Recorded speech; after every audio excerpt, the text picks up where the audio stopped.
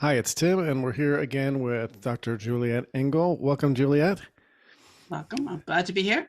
It's nice to see you again. And Juliette is the author of Sparky, Surviving Sex Magic, and Angels Over Moscow, Life, Death, and Human Trafficking in Russia. And I just reread Angels Over Moscow again this weekend to try to prepare and get ready for my notes. And what I was a lot of things struck me, but one was that you seem to have lived a multitude of lifetimes in one lifespan.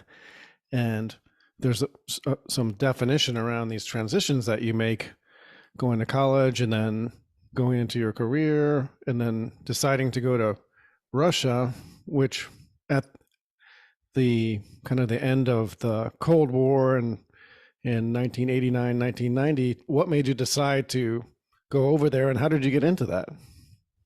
Well, I was invited there as I was practicing in Bellevue, Washington, which is just across Lake Washington from Seattle, and a very Tony place, great hospital. And I was part of the technology young genius set that was in Seattle. Bill Gates and Bezos and the Brotmans were starting Costco, and Adobe was starting, and all the first Starbucks had Mm. opened, a few years before, and Seattle was leading the revolution in coffee.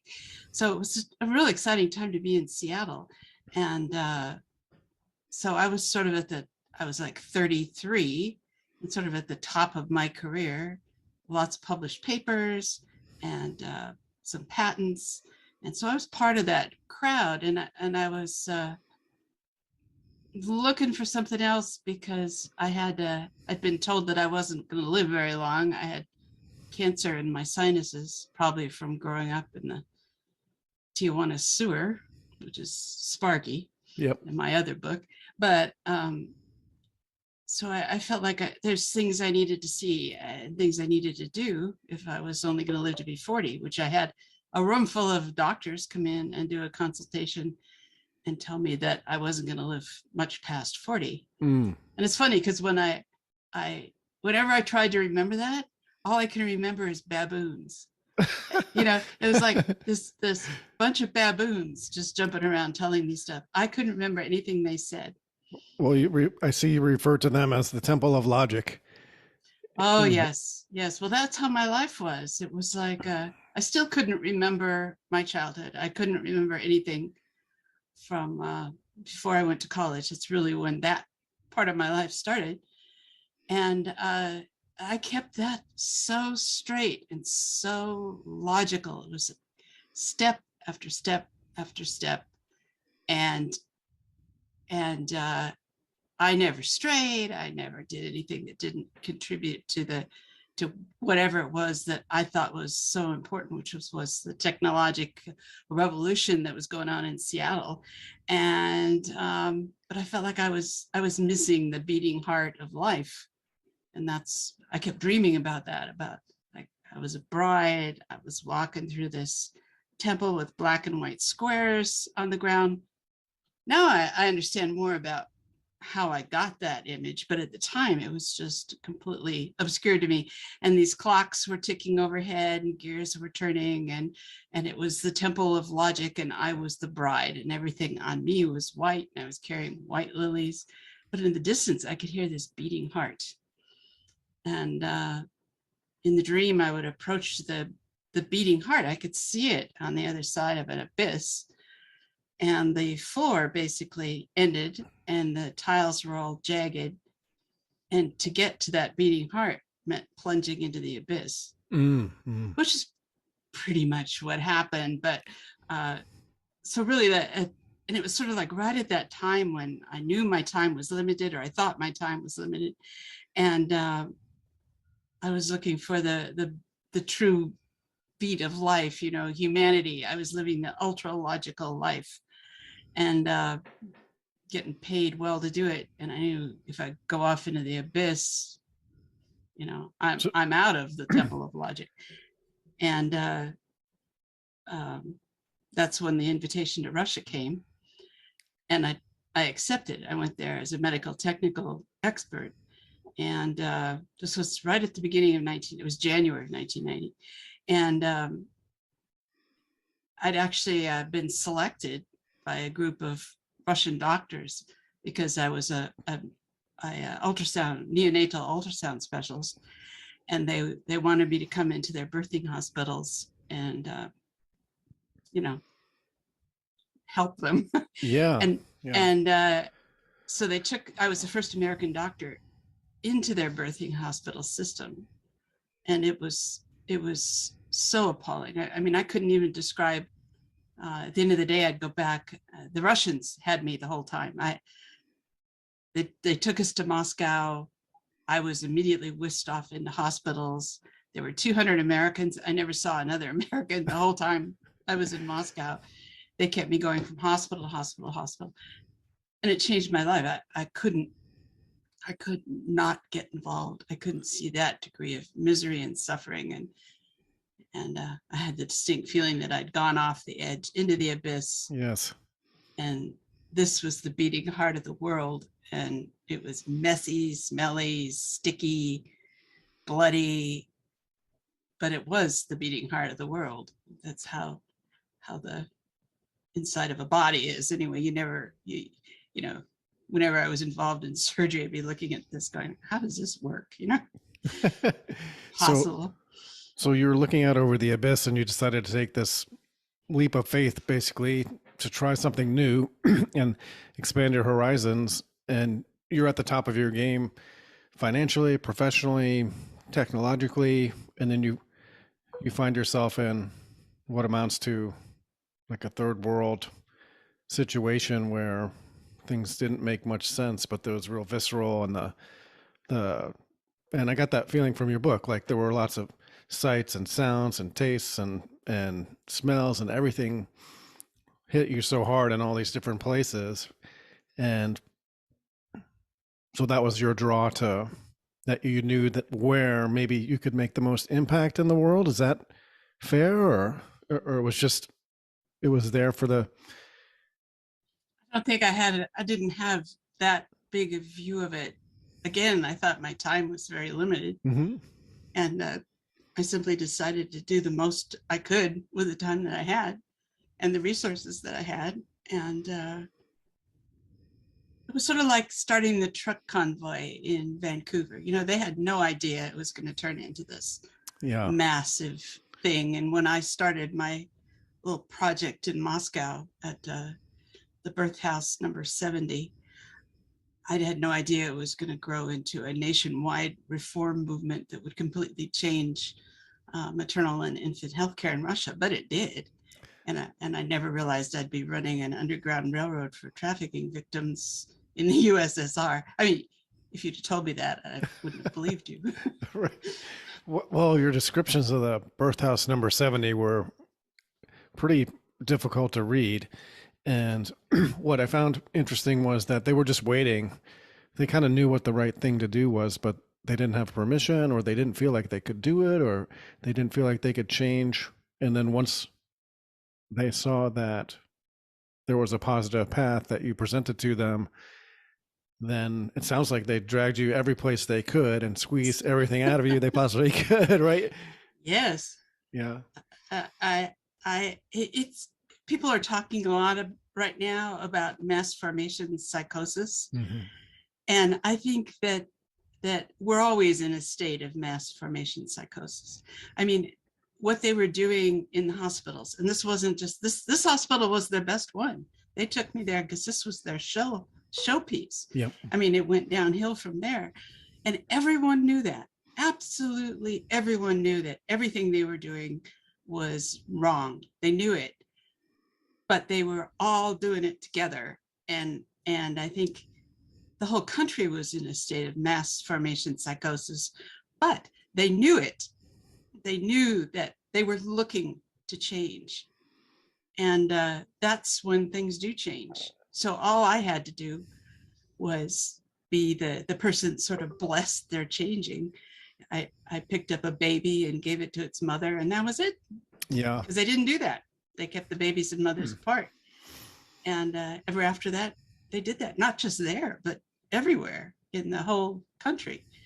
they began writing papers and sending delegations to other countries, and they were ready to change. That was the thing. But so what keeps us from changing? Why aren't we changing right now? Why on earth are we still trying to vaccinate children when we know the disastrous effects of that? It's because everybody's doing it. Yes. It's like a psychotic reaction. At some point, we'll snap out of it. Well, it sounds like you were part of the catalyst that helped to snap people out of that, Yeah. and which must have been pretty exciting and rewarding at the time. And yes, people here are looking for catalysts to snap people out of their psychosis as well. Yeah, it's what the trucks are doing. Yeah. They stepped forward, and that was it. Now the whole country is out of it. They've changed. Yes. So the catalyst, what the catalyst is going to be, who can predict it? Yeah. Hard to predict, very hard to predict. And I think another thing that struck me about your book and your adventures was that they were so broad and they covered such a large part of the country. And it's almost like you went out on a donkey or something and went to every small village in the Soviet Union, the former Soviet Union. Went to a lot of them, and it's those buses, which was sort of like donkey cars. And so you're doing this, and you're still managing your family at home on the off time, and then trying to sell your business or thinking about selling your business. And the difference between those two worlds, it must have been kind of confusing to go back and forth. It was really something to go back and forth from Moscow, where it's going back and forth between the beating heart, the big, messy, smelly, where you're, doing CPR on this gigantic dying heart, and then back to Seattle, where nobody has any awareness of any of this, and don't know why I come back tired, but it was, and that's, having been in the MK Ultra program and having the multiple identity tendencies, Mm-hmm.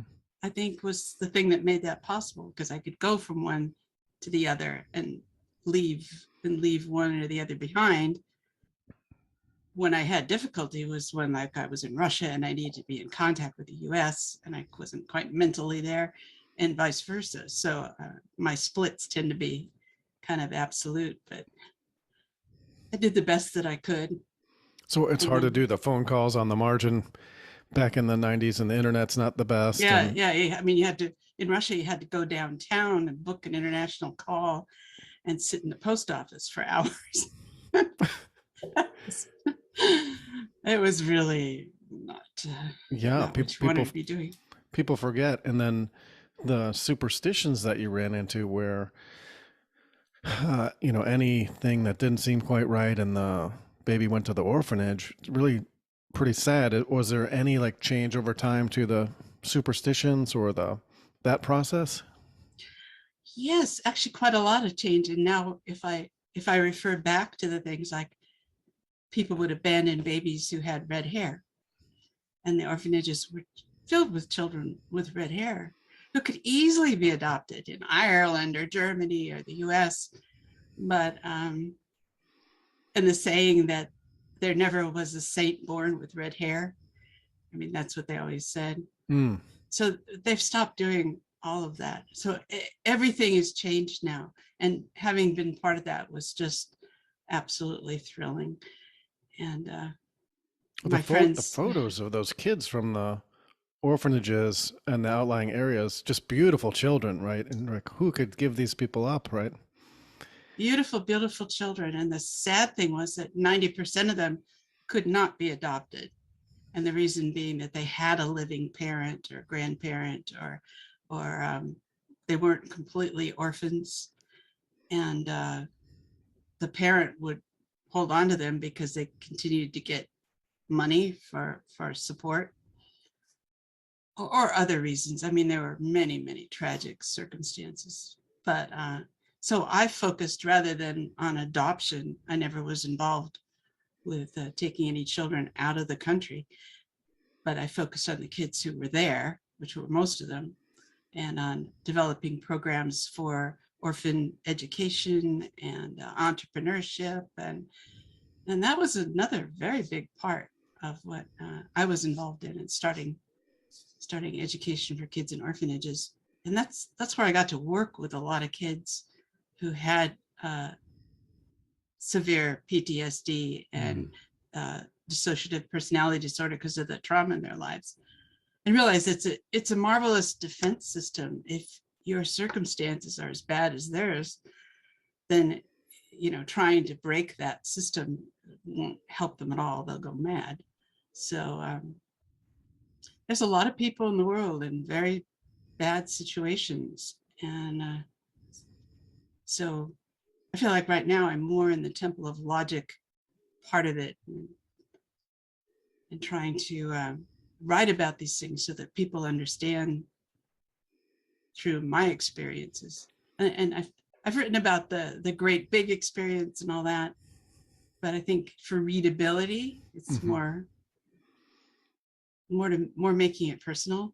Yeah, I found that, right. Like I have to kind of disagree with the temple of logic because of the feeling and the connection to the people that you cared about, that you wrote about in your books, and then just the vast and vivid, again, kind of sensuousness of the scenes that you paint, like riding on the train and knowing that if you open your mouth, they're going to know you're from America, right? And then Yeah. then what's going to happen? And then it just turns into like a huge party for 2 days, and everybody's best friends, right? After a while. Yeah. Well, I did have a fake gold tooth made so that if I could keep my mouth shut and just smile, they would all lose interest in me, because obviously I was, Russian or Eastern European. and I do speak Russian with a Polish accent, which I can't imagine. It's probably because I learned Russian in Russia. I didn't learn it from Americans, so I do not have an American accent. And so for a little while, they'll think I'm Polish. Well, not long. but that connection to the characters and the people that you met and that you helped is the feeling really comes through. And I was also struck by the amount of wonderful things contrasted with the tragedies that you ran into on a kind of an ongoing basis. It was kind of just one big tragedy that you're managing as you roll along and improving and getting hit with other things and having to fight, Russian gangsters and traffickers and your own State Department and people back home trying to steal your funding and then trying to balance that with trying to stay alive and live in a new culture and have a big influence traveling across the country, then losing people that you cared about there to trafficking or to being murdered. Just a lot of tragedy and hopeful things going on at the same time. Yeah, I personally was treated wonderfully. I mean, I love those people. I mean, they are warm, kind. They are very psychically invasive people, and that puts a lot of Americans off because but for me, having come from my background, it was very comfortable. I had no problem with that. They come right into you. You feel them inside your psychic space. They read you from head to toe. That's why I could never get away with being anything I wasn't, because I could be Polish for 5 minutes and then they like, this is all right. And so I'd have to come clean. But wonderful people, very, for all the time I was there, which was a lot of 20 years, I would use gypsy cabs, which means you just walk out in the street, put your hand out, and anybody will stop. They size you up and you size them up, and you make that choice. You feel you have a real psychic interchange, and it's like trying to explain that to another American is impossible. But right. I do it. I did it. You agree on a price, and then inevitably they will do everything possible to get you where you need to go. Blocks, streets, traffic jams, all of it. They're going to get you there. And the agreed price is the agreed price. And I think that's the old tradition of what's called the yamshiks. And they're the ones that drove the troikas, which were the taxis, the sleds with 3 horses. And they would go around town and pick people up. And it was a matter of pride to get people safely where they needed to be. And so that's the tradition. And I did that 5 times a day for years and years and years, and never had a single problem. Wow. Yeah. And I miss the atmosphere there. It's like it's thicker. Mm-hmm. It's got more history in it, and more angst, and more music, and bells, bells, bells. Now that they've got their bells back up, they're ringing bells all the time. Yeah, that was nice to see that they had buried the bells during the Soviet Revolution, and they were now getting them out, 70 years later. Very well kept secret that everyone in the neighborhood knew where those bells were. Yeah. Yeah. And then pretty amazing. Yeah. Wait a minute. We do have bells. And then speaking of the psychic connection, your journey to, I don't know if it was what area of Russia or Ukraine, or where you went for your natural healing session with grandma. Yeah. And when you described it in the book, I had that picture of the tree and you coming out of the tree that you had drawn for the presentation that you did in my mind. Yeah. Interesting. I hadn't put that together, but I think you're right. Yeah, there it was. That was the tree. Interesting. Now I have to go back and look at the picture. I hadn't looked at that picture in 40 years. Wow. When I brought it to the session. Do I have it here? I have it here. Should I hold it up? Yeah, I'd love to see that. Yeah, it's really wonderful. I have the original. Wow, the original. Yeah. I assume you can edit my fidgeting out.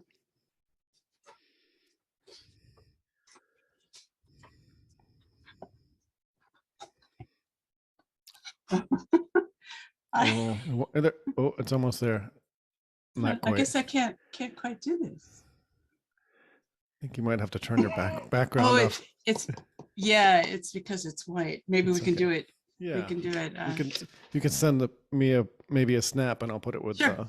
I'll send you a JPEG. Yeah, but that idea that you're emerging from nature and from some other state, and they healed your sinuses while you were there.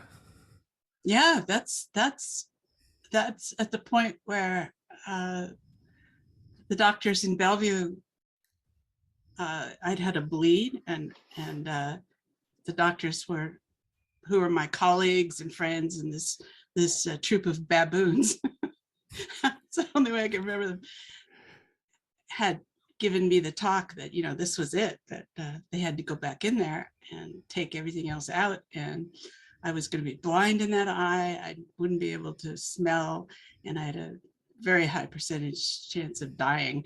And I'd gone through all my x-rays, and I knew how serious this was. And interestingly, the ophthalmologist who gave me this talk about how they're going to have to take out my eye, the next day he died. Oh my goodness. Yeah. So I took that as a sign. It sounded like, you avoided the baboons and the vultures and the worm eaters, everything else. I mean, so when you went back after being healed and there was nothing there, and then they just kind of discounted, dismissed. I thought everyone would be real excited, because I went from having this tumor on my CT scan to going to Russia and it seemed like ages, but it was only like 10 days that I was in this healing compound. And in Ukraine. Actually, no, it's not Ukraine, it's Crimea. So it's now again Russia. It was always Russia, and then Ukraine got it from Yeltsin, and then it voted itself back to Russia. But anyway, that's where I was, in Crimea. And it was like no one wanted to know. It was, here's the CT scan, it's got a tumor on it. Here she is a month later with no tumor. And they're all like, eh. Could they at least be happy for you that you were healthy? Oh yeah, Okay, absolutely. good. At least Absolutely. all the boat payments went out the window, but aside from that, Yeah, I was such a mess when I came back because the compound, the healing compound itself was very primitive. And there were Grandma Lydia, whose property it was, wouldn't allow mirrors. And there were no showers that you washed by, you cleaned yourself by sweating. You smelled great. And so I hadn't even seen myself in a mirror for 10 days. And I got to SeaTac Airport where everybody's all, shiny and oh yeah, deodorized. And I thought, I'll get out of here. I'll get they're through all here dressed in black. Yeah, pretty much they are now. But I thought I'll just get out, get away. Nobody will see me. And I ran right into my attending physician. I don't know why life works that way. I don't like, what was he? Just like he was standing there at baggage claim waiting for me. He wasn't, but it seemed that way. And hi, Steve. Oh, hi. Oh, I had like fern bracelets around my wrists. It's like, where did you come from? You've been in Northern California or something? Yeah. So do you still have a connection to natural healing, or how was that for you after having that experience? I have a very strong, absolute belief in it. I tried for a long time to get people interested in going back there and learning about what they did. But the medical profession was going in the other direction. This would be during the 90s, there was an interest in spiritual healing. And I don't know if I'd call it spiritual healing. I don't know. It's energy. It's the application of energy and herbs. And it was brilliant. And that's what they did for thousands of years. But these people were highly persecuted in the Soviet Union. A lot of them were jailed and sent to camps. So that's why they were out in little compounds in Crimea, and you had to know somebody who knew somebody to get there. I see them being persecuted here as well. Yes, which completely surprised me. I thought Seattle, so open-minded and all that. Well, when you threaten the cartel, you threaten the cartel's income stream. Exactly. That's what it boiled down to. Because at that time, everybody was, and I was very big into equipment also. So everything was ultrasound, CT, developing MRI, all these scopes and new technologies, nanotechnology that was starting up there. AI was starting in Seattle. So I was peripherally involved in all that. And I thought, look at this. You don't need any of this. All you need is a tree. What do you mean? I spent $1 million on this and I have $2 million in debt. You mean I can't charge for this thing? That's right. That's exactly right. So I realized that. So it seems like you ran up against a couple entrenched interests, shall we call them? But before we get there, like reading about your efforts to supply the orphanage on the border with Finland, I think it was, so way up north, and they called and they asked for winter coats because it was very cold and they didn't have anything, and you rounded up through your charity work and brought coats there for each person that you knew about, because you had the list from the year before, and then when you got there, all the teenage girls were missing. Mm-hmm. And was that kind of your first understanding of kind of what was going on here, and then beginning the investigation into the trafficking efforts that were going on? Yeah, because like all normal, I wouldn't call me normal, but moral human beings, you don't think of children being taken away and forced into prostitution and then killed. I mean, you don't think of that. And maybe from my background, I should have thought of that, but I wasn't connected to that. But maybe a sense of my background is what made me so determined to do something about it. And yeah, 15 girls were missing, and no one would tell me what happened to them. The kids said that every summer a bus came from Finland and took all the teenage girls, and they never came back. And they went to Finland, and they were all happy, and you know, they couldn't wait to go themselves. So that wasn't right. So I followed up with the orphanage administration. I followed up with the police in Lodinapole, which was the nearest little town. And they said, oh, those girls, they're always going off to be prostitutes. And I knew these kids, you know, it wasn't on anybody's mind. And I made connections. This is when I started connecting up with the little women's groups that are all over Russia, really doing great stuff. And I followed them up to Murmansk. The buses went up to Murmansk, and then I found that they weren't going to Finland. They were going up into northern Russia and then across the border into Norway. So there's a bus that runs from Murmansk to Kirkenes, Norway every week. It's a 4-hour bus trip. So I took it. And it was me and all these little Sami people who were smuggling cigarettes. I was a foot taller than anyone else, and the only American coming across the Russian-Norwegian border. I can imagine. They haven't seen much of that. No. So, yeah, I went to Kirkenes, way up on the top of Norway, and went to the police station, and they showed me a drawer full of Polaroid pictures of faces. And I looked at these and I realized these are dead children. And they said, well, you know, if they came here and we found them, they're in this drawer.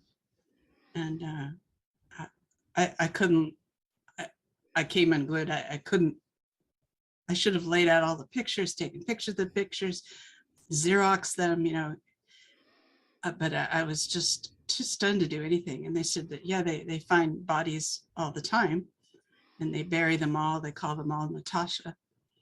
And if they find a child alive, they'll take them to an orphanage or an institution in Norway and help them. But he said, mostly we just find bodies. And he said, are your girls in there? And I couldn't even look.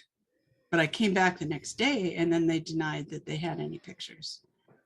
So I'd gotten them by surprise the first day. Second day, they had their defense. Yeah. But I knew they had the pictures. I knew the kids were coming there. So what was the danger to them of exposing that to you? Well, I did pursue it farther all the way to the Norwegian Parliament, and they got the pictures, and it went on from there. So we did wind up working with the Norwegian government in a coalition between Norwegian women's organizations and Russian women's organizations, and back and forth. So it did go on, but nothing like that happens fast because you're dealing with bureaucracies, you know. And, yeah. So entrenched procedures.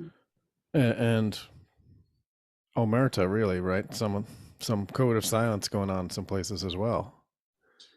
Absolutely. Plus their embarrassment, you know, and nobody wanting to be responsible. And if they deny that girls are there, then they don't have to do anything. You know, if they say, oh yeah, this is a problem, then they have to do something. And that was 90% of the challenge. This is what I taught all the Russians that ever worked with me, is you have to get the person that you're trying to acknowledge the problem and take responsibility for it. And that involves a certain way of getting them to word their responses, annoying them in certain ways. You know, there's all kinds of ways to get people to do it, like how we got the city of Moscow to start cleaning out the child brothels up along Yaroslavl Road. Was we used their definition of child trafficking at a big conference, but I made all of every one of our peoples call trafficking the transport of children across borders against their will and against inciting the law. And it was this long, ponderous sentence, and nobody wanted to say it. And finally, the chief of police of Moscow got up and said, "Yeah, we have to do something about child trafficking."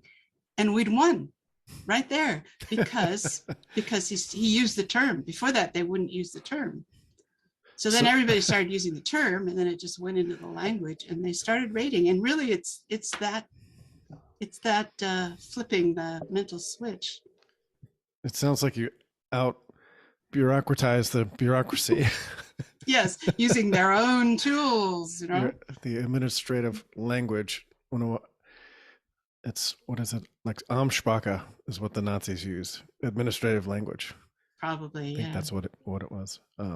But another thing that I noticed that you had success with was that when you went to the small towns and the women came out and nobody wanted to say anything, and it sounded like you waited until somebody shamed them into saying something, and then there was a floodgate, and then there were people who were connected to the women's group, relatives and trusted sources who you could rely on, or that organization could rely on to do something or to at least represent for the trafficked girls in a certain way. So there was this network of trusted characters across the small towns.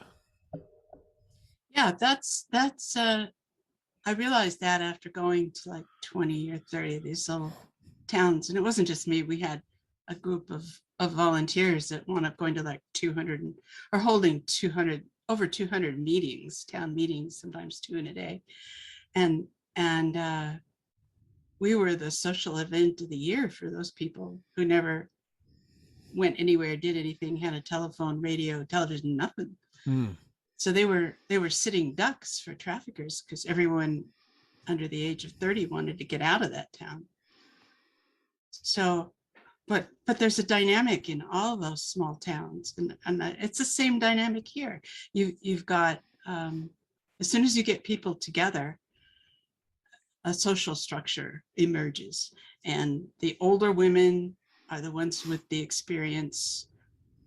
life experience, and they're the ones that are going to call out the other ones and not be so concerned about how they sound, or they're thinking of the result instead of themselves or how they're performing, and everyone has a role, and in every town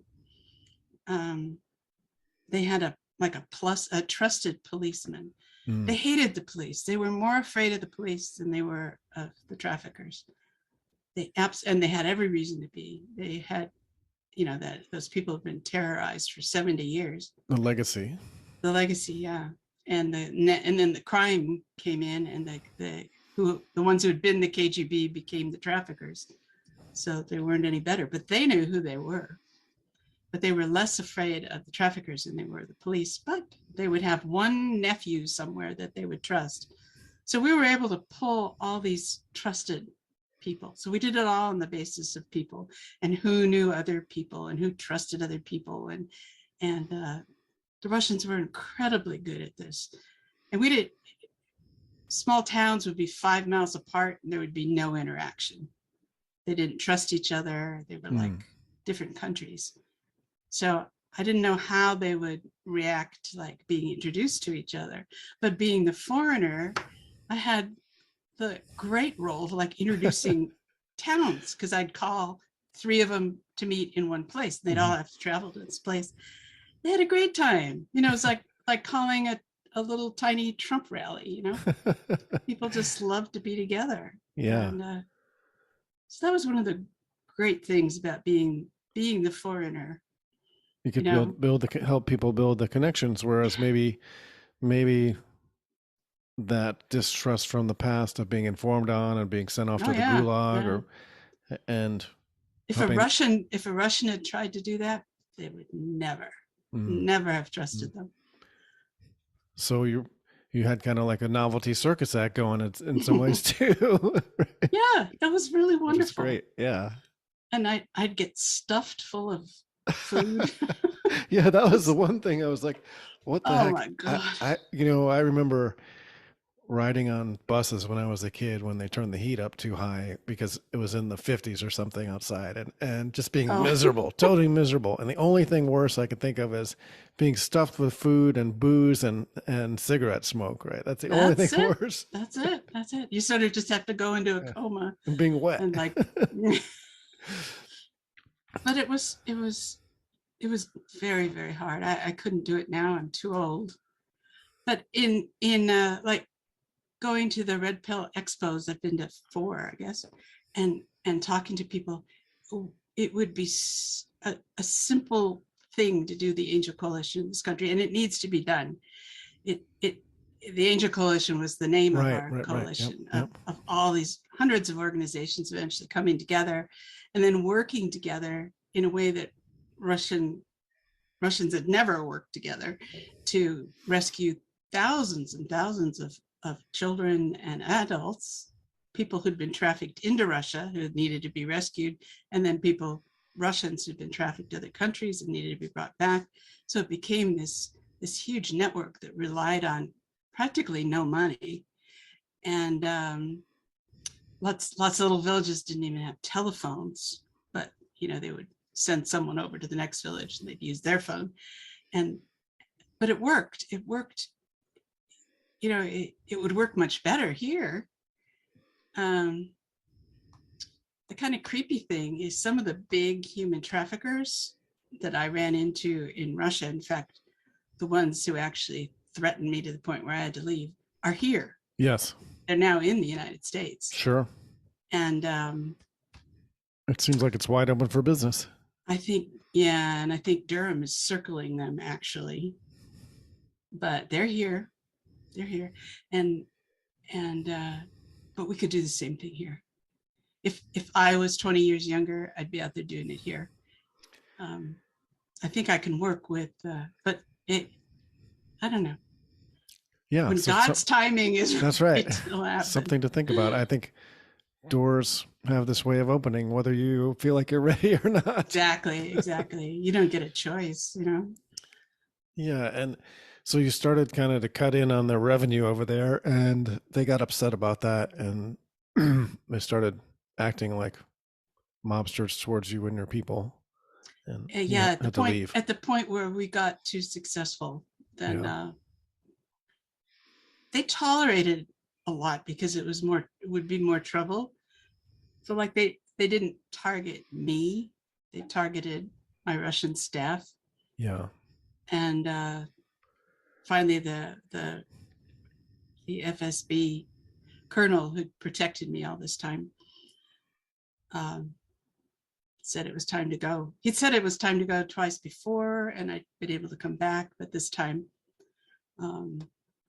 it was really time to go, because then all the politics changed, and the Russian State Duma has contacted me and they want me to come back, and they think I'd be safer in Russia than here. So that's weird. And it's hard to argue, Yeah. They watch the news and they think we're going completely mad.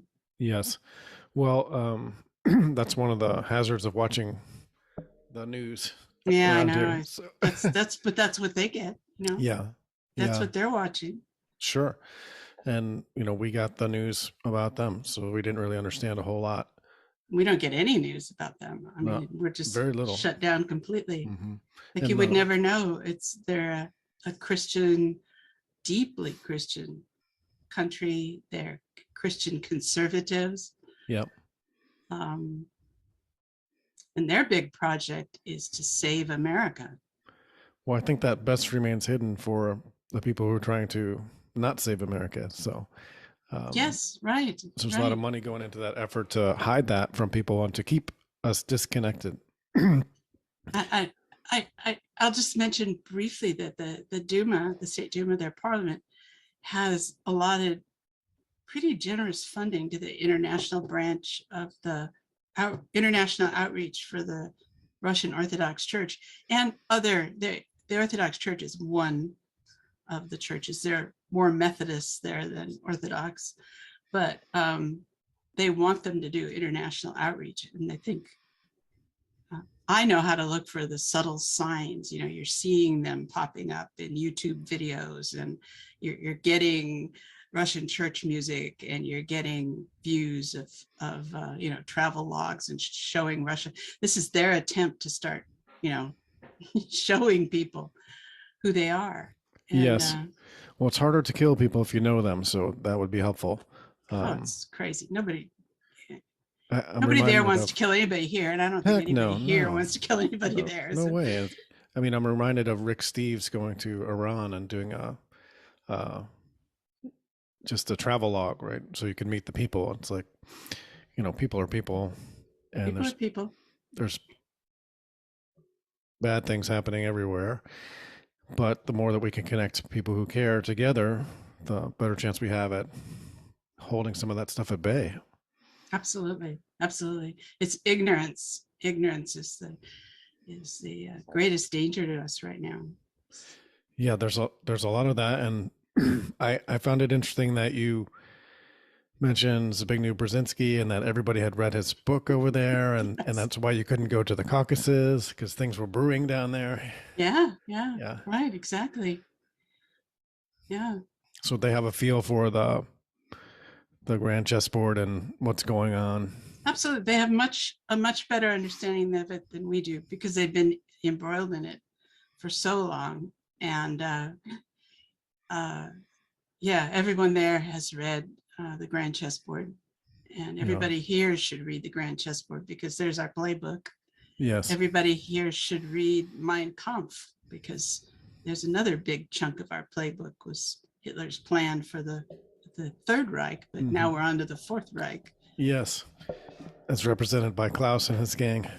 Yes, right, and the transhumanists. Yes, and people have trouble making the connection, but when you say Jeffrey Epstein was a transhumanist and he was connected into that network and the trafficking network, there it is right in front of your face, but people can't seem to wrap their arms around it. Well, yeah, it takes a leap of understanding. And Jeffrey Epstein offered me a job back in the late 80s, which is kind of scary. Well, it wasn't at the time, but I didn't take in retrospect. In retrospect, yeah, so, they wanted to give me a beautiful house up in the San Juan Islands in exchange. I mean, just give it to me in exchange for my consulting on these resorts that they were going to build for world leaders, and they wanted to be able to spy on them and then hide the oh my goodness, hide the data inside medical reports. So I mean, so the question was, could you take a digital ultrasound scan and hide data in there and transmit it so no one could understand it? Well, and thank goodness, Juliette. Sure we're not sure reading about you. We're not reading about you on the flight logs or in the Black Book or anything. So that's my goodness. So how long have you been back from Russia now? I came back in 2010, thinking I would be here for a short while, and then then my health is not good, and is still not good, and so and I'm old. I'm almost 73, so I don't have the gas. It takes a lot of gas to do what I did. Yeah. And so I'm focusing on reading and thinking, and I'm really thinking that, the Angel Coalition needs to be, or a variation of it, or an Americanized version, or a state-by-state version, when these politics settle out, because trying to do it right now would be, you just wind up in the middle of a whole lot of awful stuff that would make it worse. But when the politics settles down, which I think it will within 2 years, then it's time to do the same thing. I mean, you know who Scott Pressler is? He goes town really familiar. Yes, he's registering voters, or yeah. And he started by just going to Baltimore and cleaning up trash. Yeah. And he found out he was a marvelous organizer. He just got volunteers together to clean up Baltimore. So now he's out registering people, and he's just going from town to town to town, building this movement, sort of what I did in Russia. Right. So it's people love it. People love being visited and talked to, and if the Lord calls me to do it, I'll do it. Otherwise, I will train other people to do it. It might be a little more comfortable to travel around here. I don't know. In a car. Yeah. Yeah. Well, I don't know with these mandates and passports and Yes. Well, we have it'll be just the same as traveling there. some room in Texas for you if you want to come down. It's pretty. Oh, It's semi-free here, so oh, it's not totally free, but it's mostly free. So yeah, Texas is looking good. yeah, and so I hear in your voice like a little hesitation to start it back up again, but also that I understand that you have all this knowledge and that it might be that you don't have to do all the legwork and you can set up the structure and let it go. And way I see maybe some benefit there is that if everyone knows what to do and is doing it, then you could take out one person or two people or 10 people out of the equation and the system keeps rolling. Yeah, if it's decentralized, right? yeah, but it never works Yeah. like that. It takes Someone has to drive. someone has to drive, somebody has to solve problems constantly.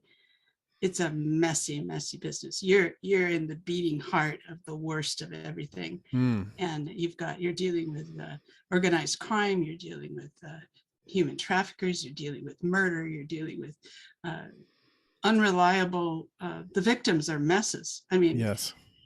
it's not like you get them and they're grateful. Right. Right. You're dealing with people who've been so severely traumatized, and that's something I've been thinking about a lot, because I think about the people that went through the programming I did and how severely traumatized they were, and I get approached by a lot of people who have been through programming. Their lives are a total mess, and they're like they need to be saved, but so I'm embarrassed. I kind of avoid them because I don't know what to do, and all of this, I feel like the Lord wants me to do something about it, but I don't know what to do. Not sure And what yet. yeah, I'm not sure what, and I have my own limitations to deal with. So I'm trying to figure out, okay, with this amount of energy I have left, what's the most valuable thing I can do? Yeah.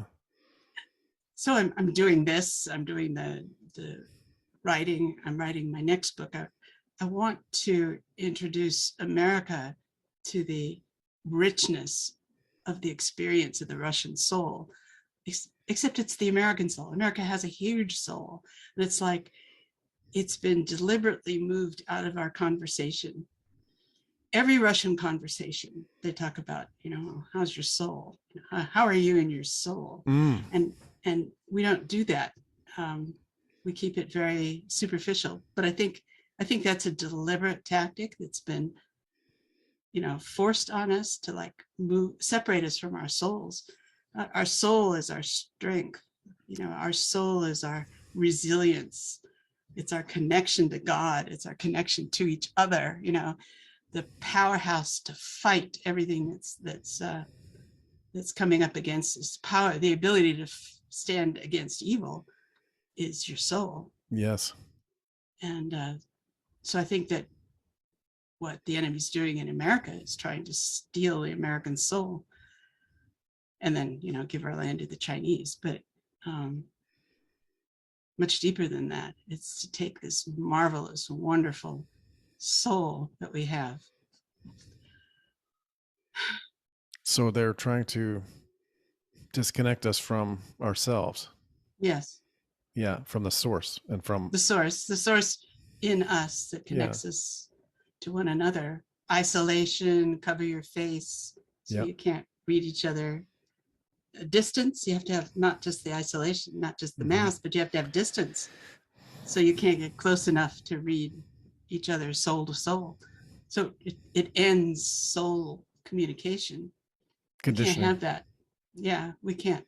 This is wrong. We can't do that. So you can't make that connection. Like, people are losing the ability to make the connection because children it's being trained out of them. Yes, and children, if you don't, I certainly saw this in the orphanages. if they don't socialize by a certain age, they never do. Yeah. There's nothing you can do to reverse that. It's gone, and they fail. They socialize with each other in sort of their own little world as adults, but they can never be hired or trusted, or they didn't socialize. And if they don't do it by a certain age, they don't do it, and they can't. Well, that's like that 2 hour window at the birth house where they separated the mother from the baby, which is kind of unconscionable at that age. Unconscionable. Yeah, right. That baby has to bond immediately. Yeah. To mother. Yeah. And vice versa. As soon as they started putting the babies with the mothers, they got many fewer babies being abandoned. Right. And that's, I think, why they were doing the 2 hour thing. They wanted the babies. It was awful. It was just absolutely awful. And coming back here and seeing what's been going on here. But when I was a medical student in Seattle when the first Planned Parenthood was started. Mm-hmm. And it was started at Group Health Hospital, and it was funded by Bill Gates's parents. Yep. Who were big supporters of Margaret Sanger. Yes. And her purpose was eugenesis and genocide of the Black population. They've been pretty successful. 20 million abortions. That's 20 million missing souls. Yep. Missing souls. Yeah, yep. They're stealing souls. People can't make the connection between the great philanthropist and his eugenicist philosophies and transhumanists, eugenicists. They don't need souls. They don't need people. They're going transhuman. They're going to have their consciousness upload to a machine and live forever. Right? That's the idea, right? They're going to become gods on earth. Is their plan. Yes. Yeah. And then they're going to defeat God in heaven. Right. And that's in Mein Kampf. The race of man gods then defeat God, which is kind of anachronistic, isn't it? If they say God doesn't exist, but we're going to defeat God. Yeah. How does that work? Yeah, really. How does that work? Well, it's none strange. of it makes sense to me. It's just nonsense. I mean, there's a strange time to be living in when all of it's coming into our face, right into our living room, right into our families, they're trying to inject it into us. All this is coming hard and fast right now, as fast as they can go. So I have some hope that they're overplaying their hand and that they move too fast. That's what I'm hoping. People wake up and push back. I don't know what this Canadian truckers deal is going to amount to, whether it falls into their plan to have a food shortage and supply chain problems, or whether it's going to have a positive impact for freedom and initiate some change, or maybe both. Yeah, I don't know. Certainly they'll try to use it. Yeah. So you said you were working on another book about the soul. Is there anything you could tell us about that? I've got a big blank page and a little blinking. I haven't actually written anything. I just finished writing a book that went off to my publisher, which is about, it's called Moscow Traffic, which gives a huge amount of history about contemporary Russia in the form of a suspense novel. So that'll be coming out next year. And so that's done. So now it's how to write about the human soul. And to do that, I've been trying to get into my own soul. And of course, you are in your soul all the time. So I have not made stunning progress. Yeah. Well, how to use words to describe something that's tough to describe. Yeah. It's hard. Yeah. People have done it with music and poetry and novels and other things. Psalms are immortal because they are from the soul. And I wish we could hear the music of the Psalms. They were written as songs. And but then I think we can. It's in us. It's in our DNA. Yeah, we can connect. We can find that vibration and resonate with it. And I used to follow in Seattle, people are doing drums and crystal bowls and everything that you can do, they're doing in Seattle. But I find that's not helpful. But it's something else entirely. I feel like I have another leap into the unknown to make here. Yeah. Well, I will be really looking forward to how you help us understand that. Lovely. Yeah. Well, Juliette, thank you so much for joining. Where can people find you if they want to reach out or find more of your work? Just put my name on the internet, DuckDuckGo me, or search my name, Juliette, and if you put in JulietteEngel.com, you'll get my website, and that'll take you to my 2 books.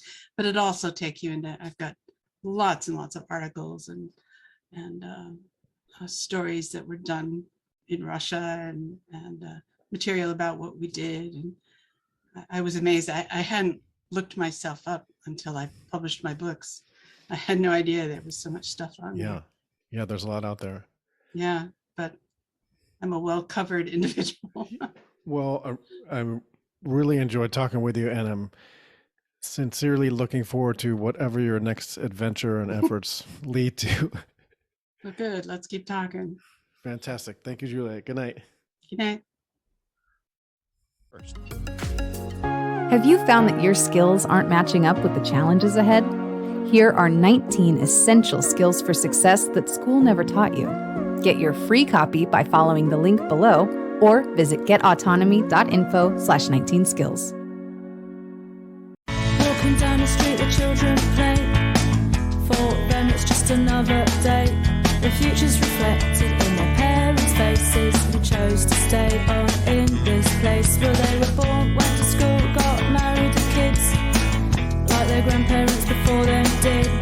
Got to escape, before it's too late. Although today I could say that I really will miss the when Santa.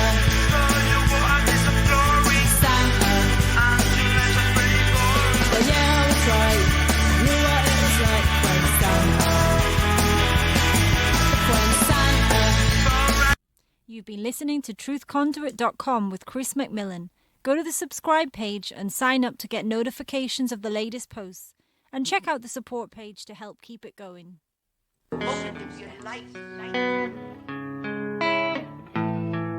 Yeah, I've got a friend in Jesus Christ.